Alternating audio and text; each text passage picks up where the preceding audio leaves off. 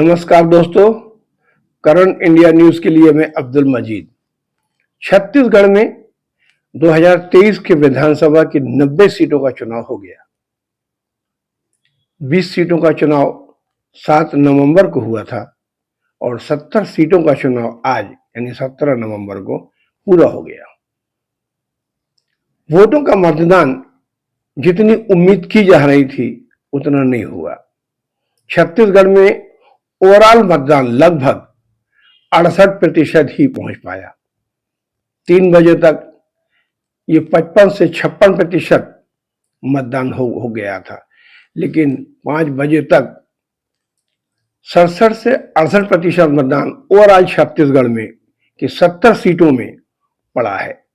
इससे दो चीजें स्पष्ट होती हैं कि जब अधिक मतदान होता है तो विपक्ष भारी पड़ जाता है, सत्ता कमजोर पड़ जाती है, और अगर मतदान कम पड़ता है तो ये मान के चलिए कि सत्ता अपनी जगह पर बरकरार रहती है।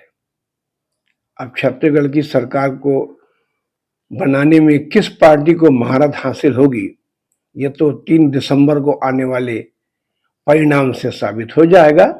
लेकिन ओवरऑल घमासान मचे इन 90 सीटों का मतदान बहुत शांतिपूर्ण ढंग से निपट गया।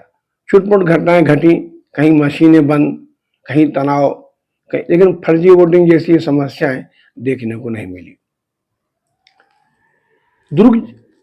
दुर्ग संभाग के साथ इन 70 सीटों में 4 संभागों में वोट पड़े हैं: सरगुजा, बिलासपुर, रायपुर और दुर्ग। इन 4 संभागों में 70 सीटें थी। नांदगांव की 8 सीट का चुनाव पहले 7 तारीख को हो चुका था, बस्तर का भी हो चुका था। इन 70 सीटों में आज जो मतदान हुआ है उससे ये लगता है कि 43 से 45 सीट कांग्रेस ले जा सकती है। बीजेपी 27 से 30 सीट तक जा सकती है। ये आंकड़े हैं अभी के अनुमान, इसे बढ़ सकता है, घट सकता है, हम दावा नहीं करते। ये हमारा अनुमान है जो हमने सर्वे के बाद, आज मतदान के बाद जो हालात को देखा है उससे हम अपना अनुमान लगा रहे हैं। हमारे साथियों ने जो सर्वे किया है, हमारे साथियों ने जो मतदान केंद्रों में देखा है, उससे जो ओवरऑल तस्वीर बनकर सामने साफ आई है, तो स्थिति जो बन रही है वे 54 से 55 सीट कांग्रेस इस बार ले जा सकती है और 30 से 35 सीट तक बीजेपी पहुंच सकती है। ये हमारे आंकड़े हैं, हम इस पर दावा नहीं कर सकते कि ये आंकड़े बदल भी सकते हैं। लेकिन अगर ये वोट छत्तीसगढ़ में 75 से 80% या 75 से 78% वोट पड़ता तो छत्तीसगढ़ में कांग्रेस और भाजपा के कांटे की टक्कर हो जाती। कुछ भी हो सकता था, लेकिन ये वोटों का मतदान बता रहा है कि मतदाताओं ने ज्यादा उत्साह नहीं दिखा। 3 बजे तक मतदान केंद्रों के चौथे चरण तक खूब भीड़ थी। 9-10 बजे तक तो जबरदस्त लाइनें लगी थी, लेकिन 3 बजे के बाद मतदान केंद्र खाली हो गए। 4 बजते बजते मतदान केंद्रों की संख्याओं में धीरे धीरे 1-2-4, 1-2-4, 6 मतदाता ही नजर आने लगे। इस तरीके से कि वोट में आज जो हुआ है, सबसे कम मतदान अगर हुआ है तो वैशाली नगर और दुर्ग शहर में। ये 2 सीटें ऐसी हैं जहां मतदान ज्यादा होना था। वैशाली नगर पूरी तरह से शहरी क्षेत्र है और दुर्ग शहर भी शहरी क्षेत्र है। यहाँ का 80% मतदाता शहरी है, 90% मतदाता यहाँ से वोटर शहरी है। उसके बावजूद वोट ना पड़ना ये बड़ा आश्चर्य की बात है। ये उम्मीदवारों के लिए बेचैनी का सबब है। कांग्रेस ने पूरी ताकत लगाई, बीजेपी ने कोई कसर नहीं छोड़ी। हर उम्मीदवार अपने मतदाताओं के पास जितने 2023 में संपर्क में आया है उतना पहले कभी नहीं गया।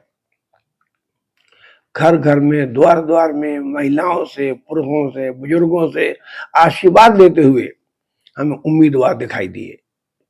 ये पहली बार है। ये पहले तो मतदाता उम्मीदवारों के साथ ही जाकर ही प्रचार प्रसार करते थे, लेकिन इस बार उम्मीदवार खुद डोर टू डोर पहुंचा है। ये पहली बार देखने को मिला है। उसके बावजूद वोट ना पड़ना, ये कहीं ना कहीं पार्टियों के लिए चिंता का विषय है। इसमें एक बात बहुत स्पष्ट नजर आती है, जो कमी थी हमारी नजर से। आपको याद होगा कि पहले उम्मीदवारों के कार्यकर्ता मतदाताओं को घरों से लेकर आते थे, ऑटो रिक्शा बिठा कर लाते थे, घरों में पहुंच जाते थे, माताओं बहनों से रिक्वेस्ट करते थे चलिए वोट डाल के आइए। लेकिन इस बार कोई उम्मीदवार का कार्यकर्ता किसी के घर नहीं गया कि चलिए वोट डाल दीजिए। मतदाता खुद चल के वोट डालने आए तो आए। कोई कार्यकर्ता, कोई उम्मीदवार के प्रतिनिधि किसी भी गली मोहल्ले में किसी को बुलाने नहीं गए। ये सबसे बड़ी कमजोरी नजर आई आज। 5 से 7% मतदान तो इसमें रुक जाता है, क्योंकि दूर पड़ता है, अकेले जाना पड़ता है मतदान केंद्र में, मतदान दूर हो गया है। अगर कोई मोहल्ले का नागरिक, वरिष्ठ नागरिक, परिचित वहां का कोई गाड़ी लेकर आता है तो उसको कहता है चलिए बहन जी वोट डाल के आइए, तो वो चली जाती है और वोट पड़ जाता है। लेकिन इस चुनाव में ये कमी देखने को मिली है, और ये चुनाव का प्रतिशत, जो मतदान का प्रतिशत कम हुआ है, ये भी उसका एक कारण है।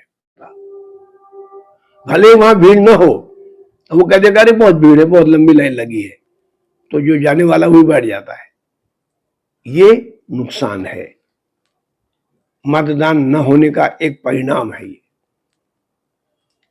भले ही जैसे शहर में, दुर्ग जैसे शहर में जागरूक मतदाता है, लेकिन उम्मीदवार इतना प्रचार प्रसार करता है, इतना डोर टू डोर जाता है, लेकिन वोट निकालने के लिए दरवाजे नहीं जाता।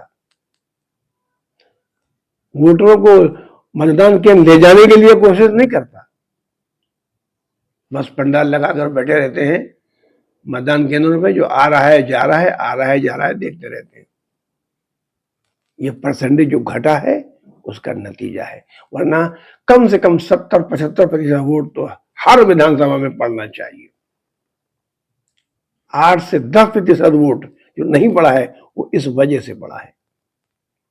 खैर जो भी हो, चुनाव जो होना था हो गया, 70 सीटों का मतदान भी हो गया। ओवरऑल छत्तीसगढ़ में 68% वोट पड़ा है।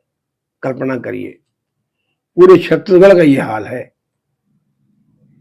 3 बजे तक छत्तीसगढ़ में 55.34% वोट पड़ा था, और 5 बजे तक 67.97%, यानी 68% वोट चला गया। अब परिणाम की चिंता दोनों पार्टियों को हो गई।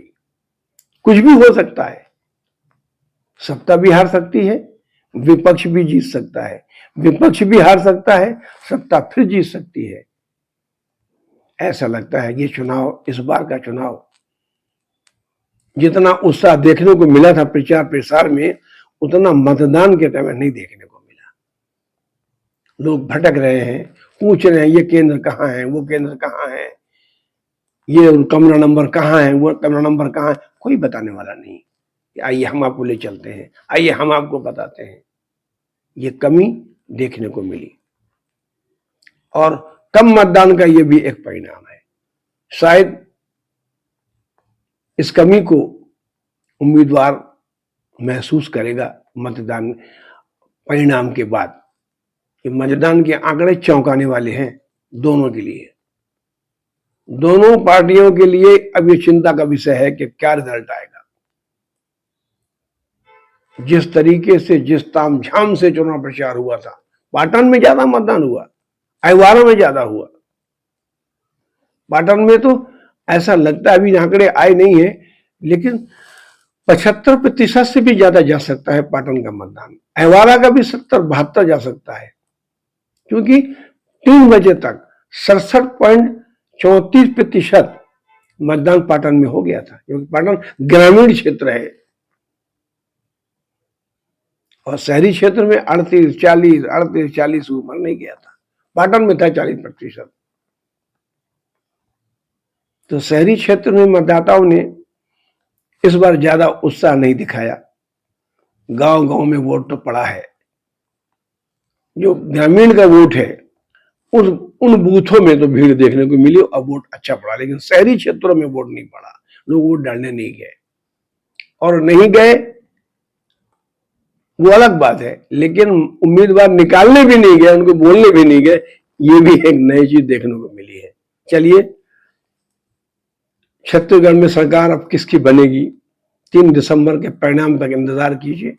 छत्तीसगढ़ में अब सरकार किसकी बनेगी, मुख्यमंत्री कौन बनेगा, इसको लेकर अब डिबेट चलेंगी, लोगों में चर्चाएं बढ़ेंगी, राजनीतिक गलियारों में चर्चाएं चलेंगी, देखने को मिलेगा। आज की वीडियो में बस इतना ही। हमारी वीडियो पसंद आया हो तो लाइक कीजिए। धन्यवाद, नमस्कार।